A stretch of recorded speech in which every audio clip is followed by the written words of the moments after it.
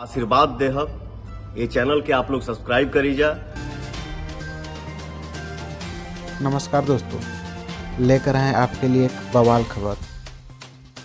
आप जानते हैं कि पवन सिंह लंदन से मुंबई आ चुके हैं और हमको पता है कि आपको और हमको सबको पवन सिंह के फैन को पवन सिंह के होली के गाने की बेसब्री से इंतज़ार है। तो हम आपको बता दें कि बहुत जल्द अब आप लोग के बीच पवन सिंह का होली धमाका आने वाला है। आप तस्वीर में देख सकते हैं कि पवन सिंह और उनकी पूरी टीम आज महाराष्ट्र के सिद्धिविनायक मंदिर में दर्शन करने के लिए गए थे और आज के बाद ही यानी आज रात से ही होली की गाने की शूटिंग की शुरुआत हो जाएगी और बहुत जल्द हम सबके बीच होली धमाका सुनने को मिलेगा।